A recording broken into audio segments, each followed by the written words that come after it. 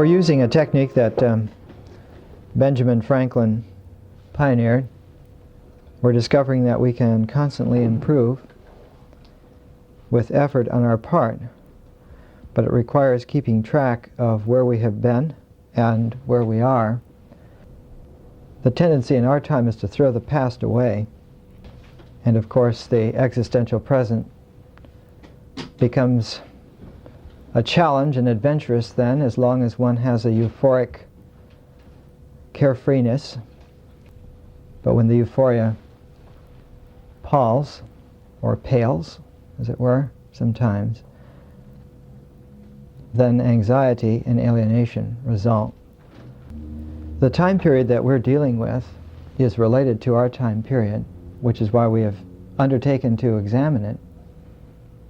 And one of the basic discoveries that we have made this year is that while archetypal images are indeed eternal, their constellated form is time-bound, and that the archetypal forms that are available for us, so the time-bound forms seem to occur on the deepest levels for us, approximately back in time, one great year. A great year is about 2100 years. And this great year seems to have its efficacy. The distances seem to be kept. So that for individuals living 2100 years ago, their archetypal images were constellated somewhere around 2200 BC. And of course the primary image around 2300 BC was that of Sargon the Great. Sargon, the first really great cosmic king, the first king to hold sway over the entire Fertile Crescent. And we have a profile bust of Sargon, and it shows every bit of the regal kingly power that we would expect of a great emperor. We have seen progressively how this image began to tyrannize and actually, to use the term bedevil, the Roman mind, and that from the crisis of the Hannibalic War, the Roman mind suffered a sea change, a brutalization of its essential nature and character, and that progressively, over the next 100 years, the Roman mind became completely magnetized by the idea of a superman, not just a great general, but someone who became a god. And that progressively the figure that emerged in that role first, clearly, but briefly, was Julius Caesar. And how the assassination of Julius Caesar was in fact a great dramatic, almost melodramatic event, but the captivized mentality just shunted someone else into the position, and that other to come in was Mark Antony, and he was electrocuted by divine fire. He was unable to become the god. And his involvement with Cleopatra was a valiantly vain attempt to become divine with her, and they could not. And we saw how Augustus, Octavian, become Augustus, filled those shoes and became that figure. And that the poignancy, the fulcrum of this whole series of events was not Rome, it was not Athens, it was Alexandria in Egypt, in Greco-Egyptian terrain. The final confrontation between Augustus and Cleopatra was in the Bruchium, the royal palace in Alexandria. She poisoned herself there by an asp. And it was at that point that Egypt and Egypt, for all intents and purposes, was under the aegis of the power from Alexandria, became a very special possession of Augustus. Egypt was not a province that belonged to the Senate and the people of Rome. Senatus Publiusque et Romanorum, SPQR, which was the symbol of the power of Rome, did not apply to Alexandria, did not apply to the city, did not apply to Egypt. It was the personal property of Augustus Caesar, so that it was the personal property of the Caesars. This makes Alexandria a very significant diadem in the power consciousness of the Caesars. Two elements emerged. One was the food supply, the nutrition. Egypt at this time was the breadbasket that fed the corn dole that ensured the tranquility of the city of Rome. Alexandria had about 2 million people, Rome had about 3, but some 3/4 of the citizenry of Rome were on doled out food supply, which meant a tremendous logistical problem. And keeping quiet the mobs, the population, involved not only circuses, but bread and circuses, and the bread came from Egypt, controlled by Alexandria.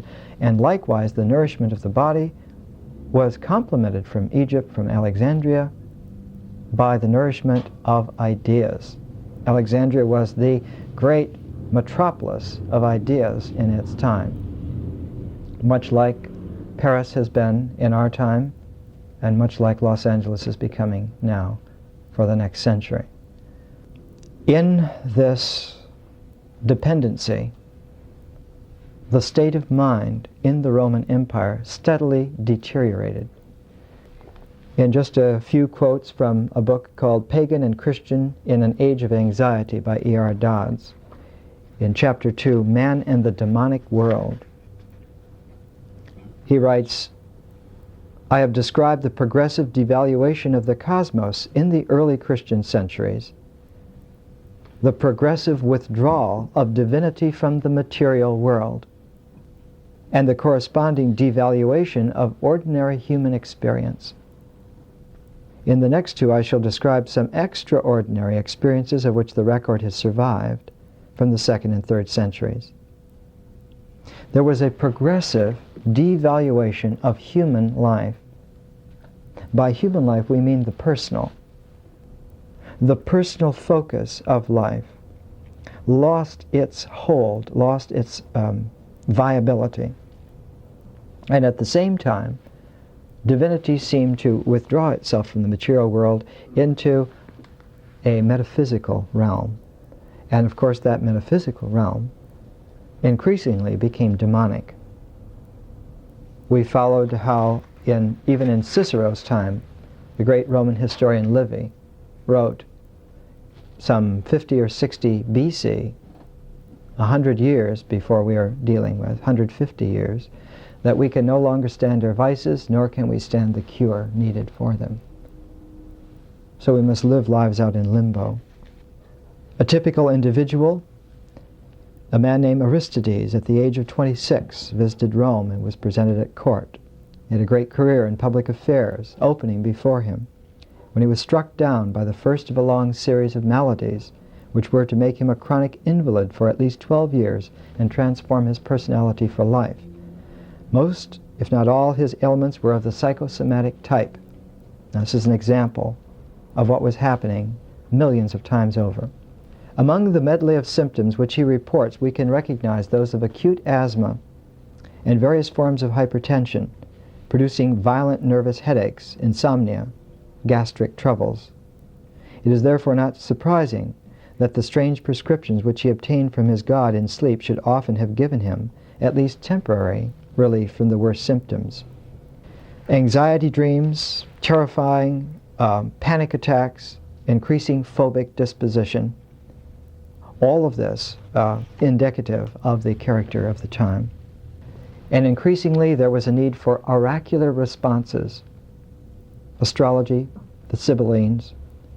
The one papyrus containing a list of 21 inquiries addressed to Some oracle included questions: am I to become a beggar? Shall I be sold up? Shall I take to flight? Shall I get my salary? Am I under a spell? These are the kinds of questions that were being asked by supposedly mature individuals, cosmopolitanly, in Rome at the time. Cutting through this morass was the experience of Jesus.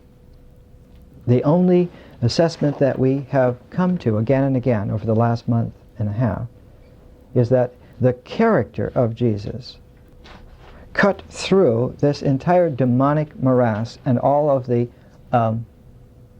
paranoid realms that spin in this maelstrom.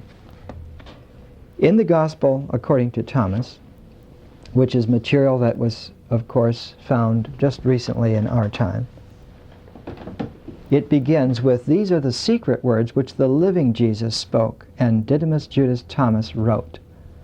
And he said, "Whoever finds the explanation of these words will not taste death." Jesus said, "Let him who seeks not cease seeking until he finds, and when he finds, he will be troubled. And when he has been troubled, he will marvel, and he will reign over the all." The sequence here is one of conscious incubation. Instead of the old pagan idea of going to have a dream and being healed by the dream, the ante is being raised, that one is assumed that the life one is living is a dream state, and one must wake up from this life condition, and that is the new covenant. That is the new message. How can this be done? By collecting together the entire legalistic structure from the Torah and resolving it to a single new commandment: love one another. It seems so simplistic to us, and yet the involvements and the convolutions of that single commandment are the issue which we're going to deal with tonight, with Thomas and with John. We have already looked at the Gospel of Philip, and we have seen how the relationship of Philip and John, those two Gospels, are extremely close, that they form, as it were, a balance, almost like an equinoctial balance between two other individuals which are extremely powerful and important at the beginning. One of them was Simon Peter, the other was Simon Magus. Simon Peter for the institution, the doctrinal institution of a church, and Simon Magus for the magical mysteriousness beneath the church. One the spire, the other the basement. And that Philip is about the bridal chamber, about the coming together of the two becoming one, and John is about the Word becoming life via the medium of light, and that these are balanced. And in the center, quintessentially, of this quaternary is the Gospel according to Thomas. Thomas, of course, being the doubter. I have to see for myself, a Missourian. Always in the Gospel according to Thomas, there is a series of quotations, almost like pearls strung onto a necklace, and each one begins with "Jesus said," almost in the form of Confucius says, that sort of format. Jesus said, "If those who lead you say to you, 'See, the kingdom is in heaven,' then the birds of heaven will precede you. If they say to you, 'It is in the sea,' then the fish will precede you. But the kingdom is within you, and it is without you. If you will know yourselves, then you will be known, and you will know that you are the sons of the living Father. But if you do not know yourselves, then you are in poverty, and you are poverty." The emphasis here, as we have seen, is on a presence, a quality, if you like, of presence, which is constantly being contrasted to precedent, to the kind of precedent that is made by following a law, either Roman law or the law of the Torah. And we have seen that this quality of presence is something that is passed on directly. In Thomas, Jesus said, "I have cast fire upon the world, and see, I guard it until the world is of fire." Jesus said, "This heaven shall pass away, and the one above it shall pass away, and the dead are not alive, and the living shall not die. In the days when you devoured the dead, you made it alive. When you come into light, what will you do? On the day when you were one, you became two. But when you had become two, what will you do?" So this directness of Thomas seems to the colloquial mind to be a dabbling with innuendo until we position ourselves, position our sense of understanding to penetrate through, and we realize that there is a juxtaposition constantly being offered us, and that the resolution of the juxtaposition is a sense of completeness, and that the completeness is available only when there is a dynamic sense of presence uniting the polarities. This is the quality. This, of course, is an extraordinary development. It's a development that bases itself upon the Alexandrian development of allegory and metaphor. But whereas the Alexandrian Hellenistic Jewish idea, exemplified by Philo, that one should learn to allegorize and one should learn to make metaphor extend meaning into realms of increased mental labyrinths, Jesus turns that upside down and shows that the making of allegories, the making of metaphors, is exactly the process that has to be reversed, so that instead of the meaning going out into allegory, that same kind of a process is imploded, so that all of the meanings come to rest to the same focus. That focus being a sense of interior presence, which the individual then recognizes is an eternal self. In the Gospel of Thomas, Jesus said, "Men possibly think I have come to throw peace upon the world, and they do not know I've come to throw divisions upon the earth, fire, sword, war." And he says, "If you fast, you will beget sin for yourselves, and if you pray, you will be condemned. And if you give alms, you will do evil to your spirits. And if you go into any land and wander in the regions, if they receive you, eat what they set before you. Heal the sick among them, for what goes into your mouth will not defile you, but what comes out from your mouth, that is what will defile you." The emphasis upon an internal focus is an emphasis that in the internal individual, the real person exists, not the mask, not the conditioned set, but indeed that most personal sense. But if one is caught in the allegorizing, if one is caught up in the mental projection of this sense, then the person, the interior person, will seem to occur as a transpersonal. And this transpersonal will then be projected outward and need to be cast upon some other object in the world. And this is where the false idols gain their energy. This is where the demonic gains its currency. In Thomas we read, Jesus said, "I shall choose you, 1 of 1,000 and 2 out of 10,000, and they shall stand as a single one." His disciples said, Show us the place where thou art, for it is necessary for us to seek it. And he said to them, Whoever has ears, let them hear. Within a man of light there is light, and he lights the whole world. When he does not shine, there is darkness. This quality of the interiorization, this quality of the light occurring, it is the light then, not symbolically, not allegorically, but the light as illumination then that becomes life. That life is an illumined dynamic. But as an illumined dynamic only has its traction when it comes from someone.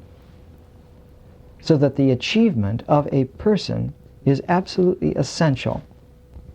Without the achievement of a personal, there is no sense of real life.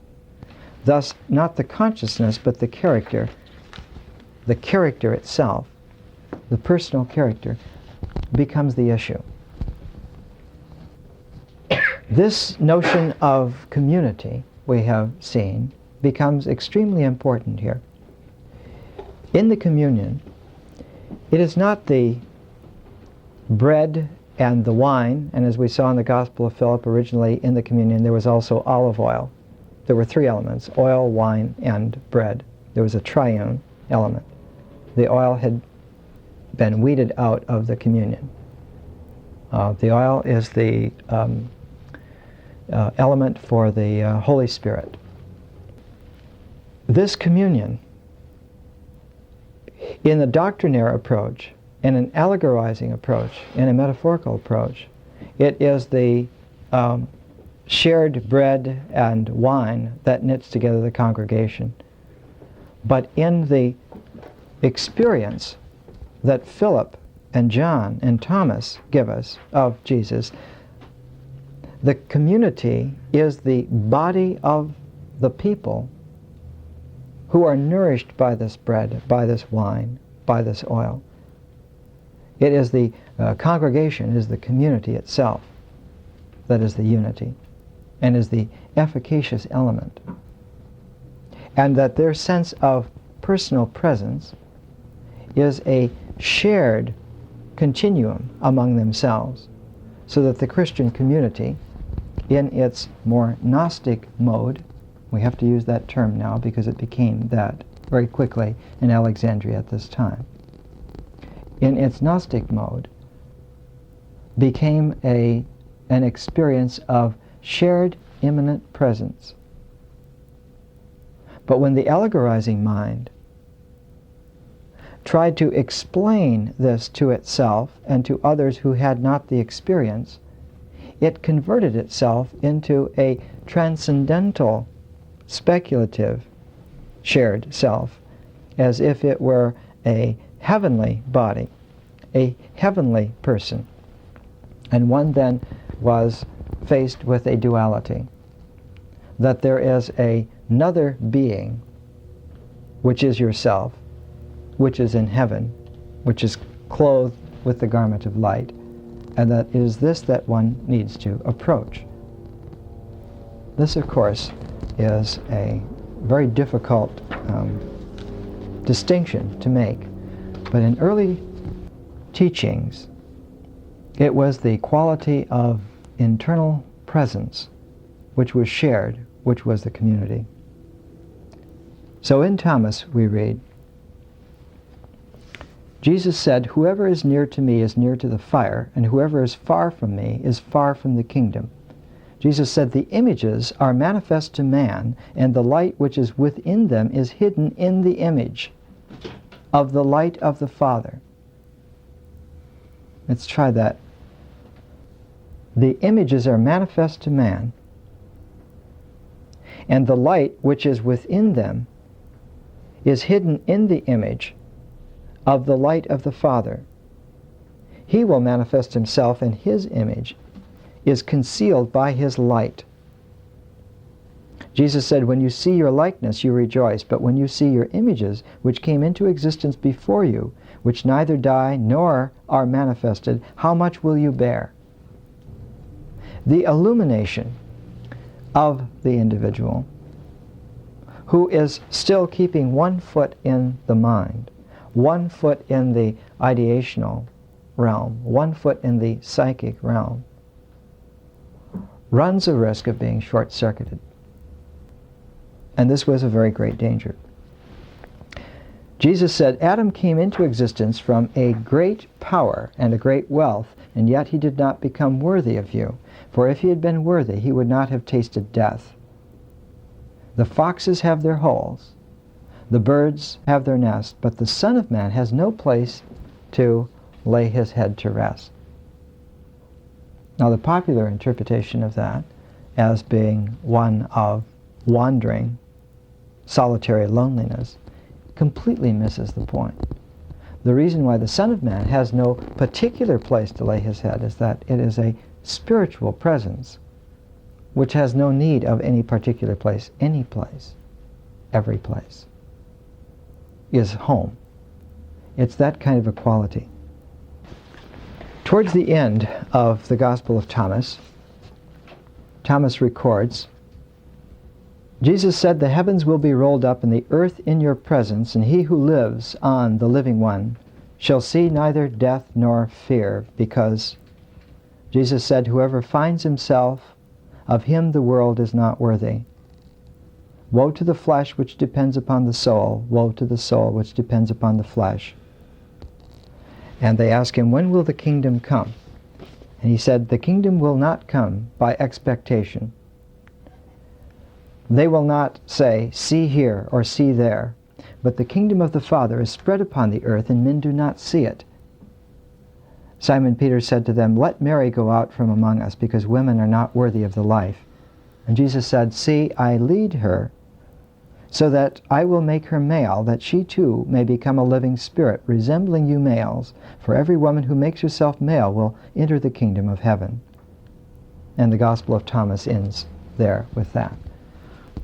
The bringing up of the deepest quality of the self, so that the complementation of the surface personality brings itself into an equilibrium, and this equilibrium is sustained only by a sense of spiritual presence. If it is done within a mind, the mind cannot hold this quality in its unity, and so reduces it to an equivalence. And so in this equivalence, the mind then seeks to fortify the equivalence by extending an allegorical interpretativeness, almost like a net of understanding around it. And of course, this has no grounding except in further extension, and this eventually ends up in projecting out in forms of anxiety and uneasiness into the world and onto other people, justification for keeping this equivalence there, so that literally one's sense of mental identity is a phantom illusion. And living according to that kind of identity, I am I, leads one into a paranoid, delusory world, almost automatically, almost by structure and by design.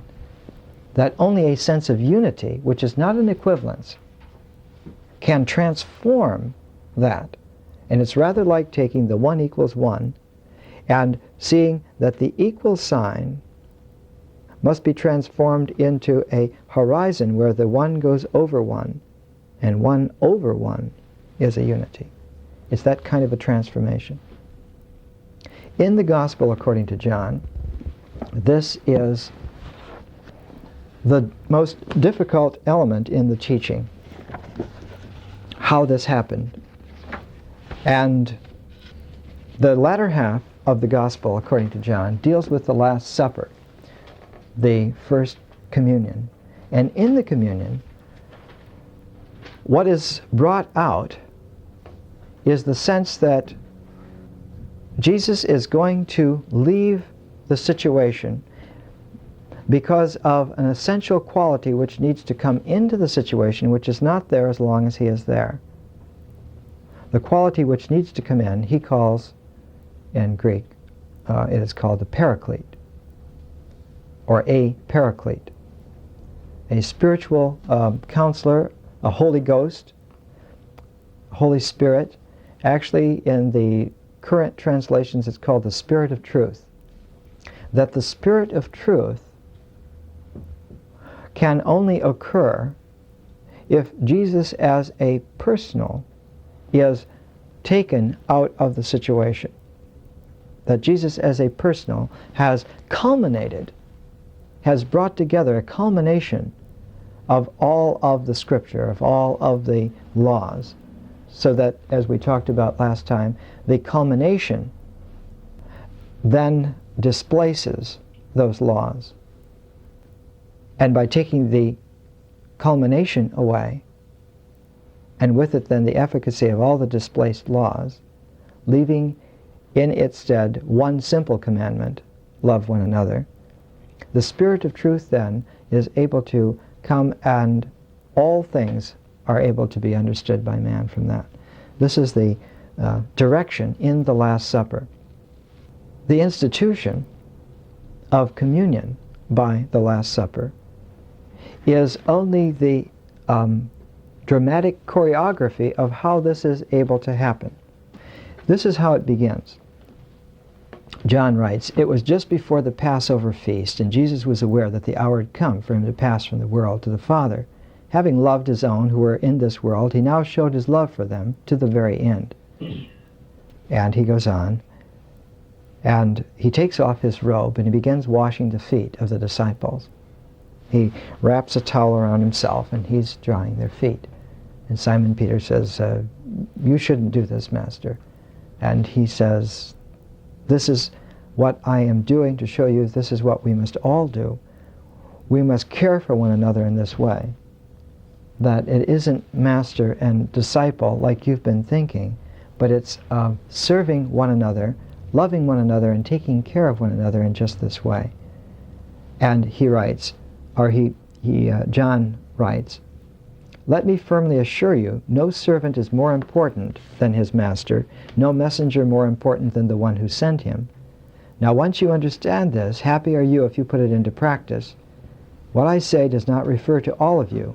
I know the kind of men I chose, but the purpose is to have the Scripture fulfilled.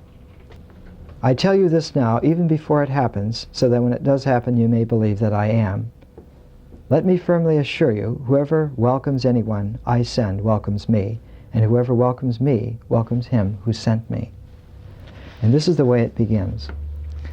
In the development of the meal, in the conversation, the old 10 commandments are replaced by one commandment.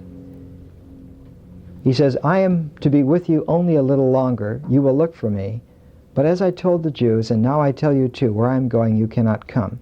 I am giving you a new commandment. Love one another. As I have loved you, so you must love one another. By this will all identify you as my disciples, by the love that you have for one another." In this loving for one another, John then brings into the conversation the two other disciples which are very close to him, Thomas and Philip. And you're seeing now that the structure is that John and Thomas and Philip form a triad. So in John, 14th chapter, "Lord," said Thomas, "we don't know where you're going, so how can we know the way?" Jesus told him, "I am the way, and the truth, and the life." This is entirely commensurate with the quality that's there for Thomas, that there is a presence that's there. "Lord," said Philip, now we shift over to Philip right after this. "Lord," said Philip, "show us the Father. That's enough for us." "Philip," Jesus replied, "here I am with you all this time, and you still don't know me." So that there's a quality of recognition of the personal in the presence. The Gospel of Philip presents how one recognizes the personal through love, that a person can only be seen in a state of love, that the completeness, the unitas use the Renaissance term that Ficino used to use, unitas. The unitas of the human individual can only be seen in a state of love. The cosmic completeness of that person only occurs in the state of love. And if that state of love has its context, its other coordinate, that of the quality of spiritual presence, then the recognition in love, joined with the spiritual presence, gives us the coordinates of reality. So that the Gospel of Philip and the Gospel of Thomas, brought together, give us coordinates of reality.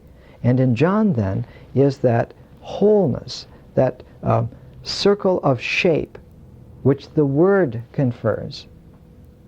That, then, that presence and that recognition together, that is the divine. That is the life. That is the light. So it's this kind of a quality that's there.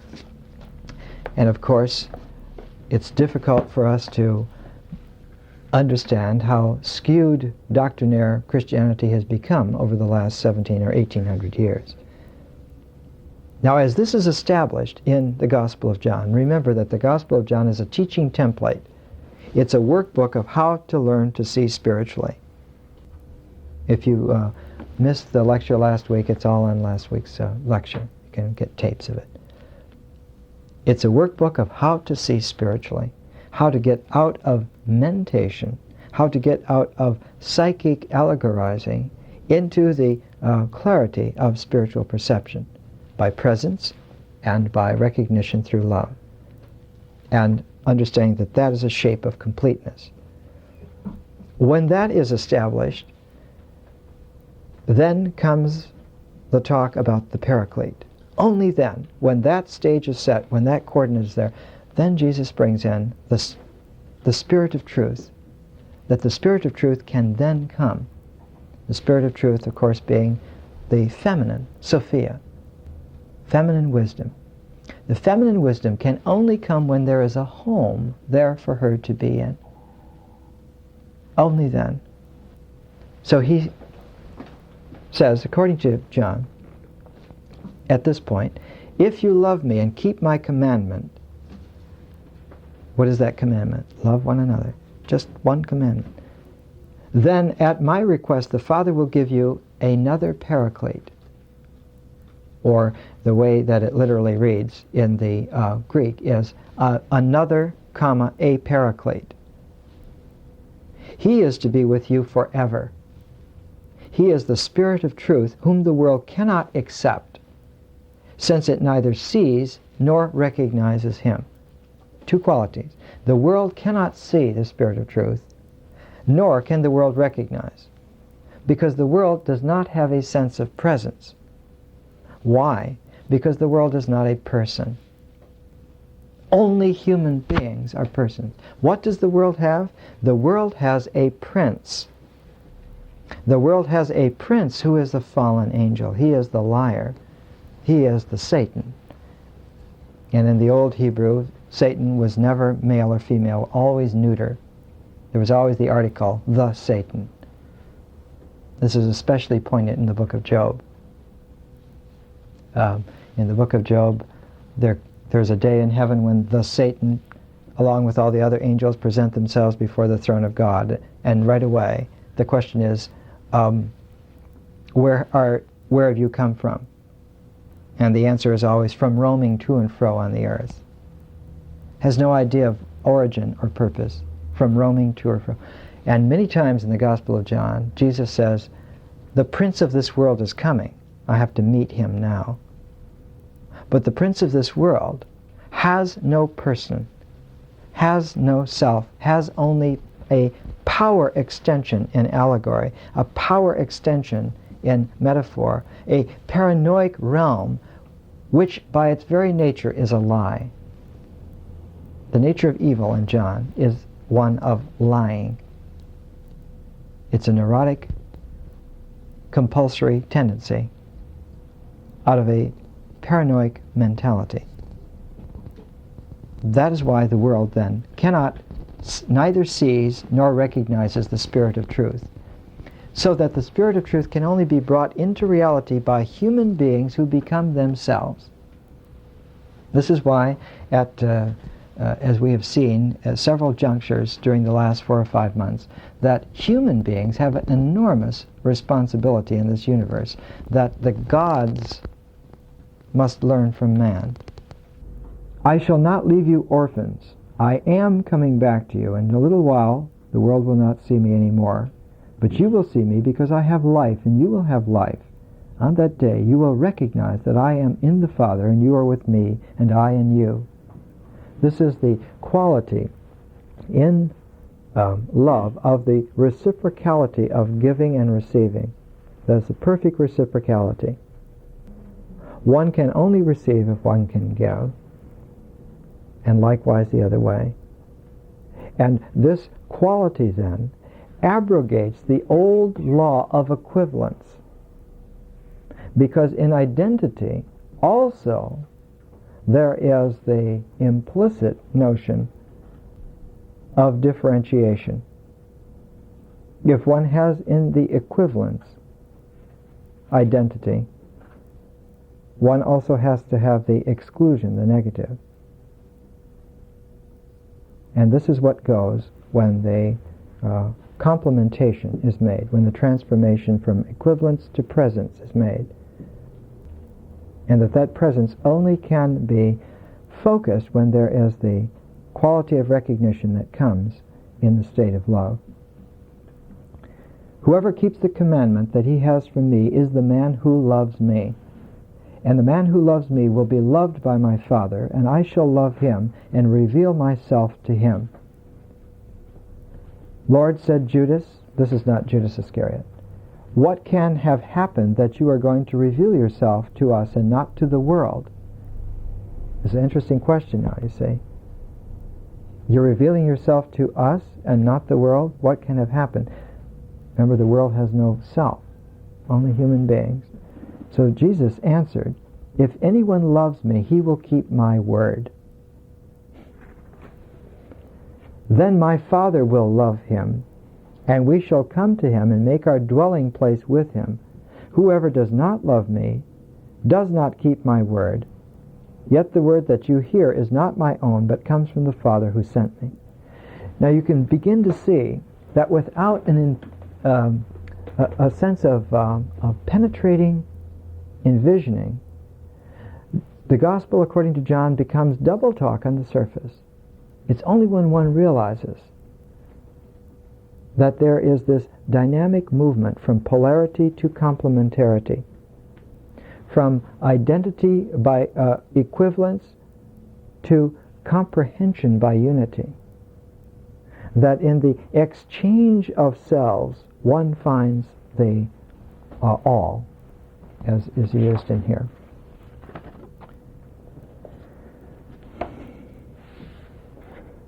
In chapter 14, the tension is raised, and Jesus, sensing the context, and John putting it this way, but now I have told you this even before it happens, so that when it does happen you may believe. I shall no longer speak much with you, because the prince of this world is coming. Actually, he has no hold on me, but the world must recognize that I love the Father, and that I do exactly as the Father commanded me. Get up, let us leave here and be on our way. Now notice here that the seal of integrity is maintaining the state of love and the state of presence. And when those two are brought together, then the holy wisdom is there and can maintain itself. He talks about how the world hates this because the power of the world, the coherence of the world, is kept up by maintaining a paranoid kingdom. Only by keeping the neurotic world intact do the false centers of identity as egos, or as false idols, or as the projected dependence that one has upon ambitions, only then do they remain viable. And so there is a defensive hate on their part to undercut any attempt to discover the real. And this, of course, is directed to them again in 16. At the beginning I did not tell you this because I was with you, but now I am going to him who sent me. Yet not one of you asks me, where are you going? Just because I have said this to you, your hearts are full of sadness. Still I am telling you the truth. It is for your own good that I go away. For if I do not go away, the Paraclete will never come to you. Whereas if I do go, I shall send him to you. Where is he going to go? He is going to go to the Father. Where is the Father? If he is in heaven up there, the birds are going to get there before us. If he's under the sea, the fish are going to get there before us. Where's the Father? The Father is very deeply within us. It is only by Jesus as the cosmic person of going deep into ourselves and releasing the spirit of truth from in ourselves to come out into our lives. It's only that way that one can have then the illumination of this juxtaposition of the sense of presence and the condition of love. That has to be energized. And the only source of energy for it, to make it real, is the spirit of truth must well up from each individual from deep inside, from the Father who is deep inside. And it's like Jesus is that special primer, that needle, that quality that has to be dropped deep down into the self of each individual to release that spirit of truth to come back up to the surface, to energize the sense of presence and the recognition in the state of love, and thus give reality and illumination. That's the light. That's the light. The mind can only entertain allegorical surrogates of that. But the experience of it, this is different. So he writes, or he speaks, when he comes, however, being the Spirit of truth, he will guide you along the way of all truth. You're saying, I have a lot to tell you, but I could only tell you so much. But when the Spirit of truth comes, is released from within you, then you will know all things. For he will not speak on his own, but will speak only what he hears, and will declare to you the things to come. With this concludes the whole section of the Last Supper in the Gospel according to John. After that is the Passion play, the seizure in the garden and so forth. So that the moving fulcrum in the Gospel according to John, in the first half of it, is the preparation of the way to teach ourselves how to envision spiritually, how to think, if you will, in spiritual terms. Then comes the great example of the Last Supper of seeing the relationship between the character of Jesus, the innermost quality of the Father within ourselves, and how they have to come together. It's almost like the image of, there's a Chinese image of a well, where the rope has to be long enough to get the bucket down to the water, and the bucket has to hold the water to bring it back up. These are the two essential elements. If one has a mental idea of how long that rope is supposed to be, you only play out that much rope. And if it doesn't work, you say the well is dry. But the spiritual sight is that however much rope it takes, that's how much it is. That well may be extraordinarily deep. So that if one has some kind of a external plottingness, that in 1 week or in 7 weeks or in 7 years one is going to be there, do or die, that's the wrong approach totally. The right approach in every case is however long it takes, that's how long it takes, to plumb down to those depths where the divine within oneself can send the spirit of truth back up to the surface and illumine one's sense of reality. As we observed last week, the Gospel according to John, when it was written in the late 90s, somewhere between 90 and 95 AD, was taken to Alexandria. It was not received with as much depth elsewhere in the classical world, even though it was written in Ephesus. In Alexandria, there was a tremendous change that happened because of the arrival of the Gospel according to John. Between 100 and 150 AD, this change slowly made its way in Alexandria and produced a revolution in the whole outlook of the religious cosmos of the city. The person who exemplifies more than anyone else that change was Clement of Alexandria. And so next week we're going to look at Clement of Alexandria, because in him, for the first time, we see the beginnings of what we recognize as proto-Christianity. But Clement is not so much proto-Christianity of the kind of church structure which we have received, but he is a sophisticated Alexandrian culmination of that experience that began with Mark, who was in Alexandria by 50 AD, and the Gospel of John that came half a century later, and that the development in between the secret Gospel of Mark and the Gospel according to John produced in Clement the shift of emphasis from belief to knowledge.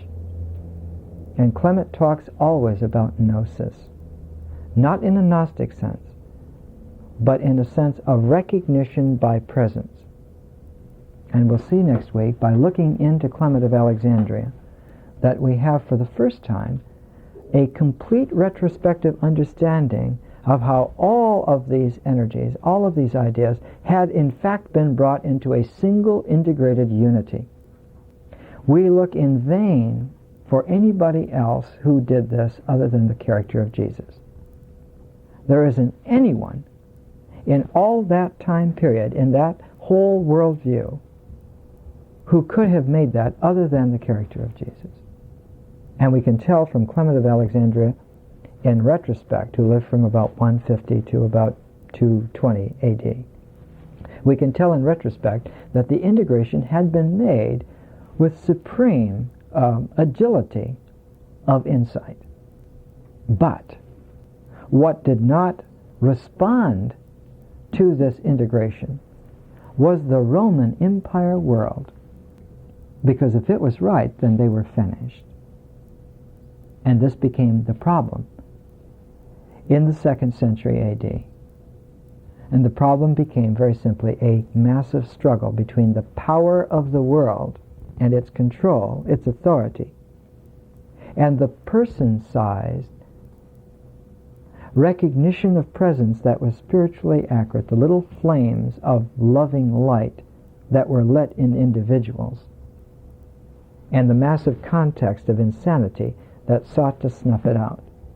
And by the end of the 2nd century and the beginning of the 3rd century, this tussle between the flames of spiritually alive individuals and a context of Roman Empire tyranny produced what Jung calls an enantiodromia, a complete flip-flop of values.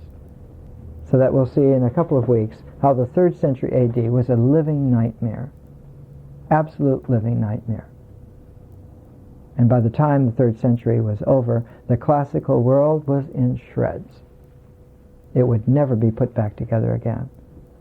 And when we read the supposed learned documents from the beginnings of the 4th century, what we see are children speculating. They no longer have any kind of mature adult sense whatsoever. And this is true for all of the supposedly great authors. When we read somebody like even as sophisticated as Augustine, The City of God, we can see that he had very little capacity to really understand the classical world as it had been, and sees it with an overlay, a mythological overlay. All of this is a product of the tremendous explosion that happened to the human character in the 3rd century.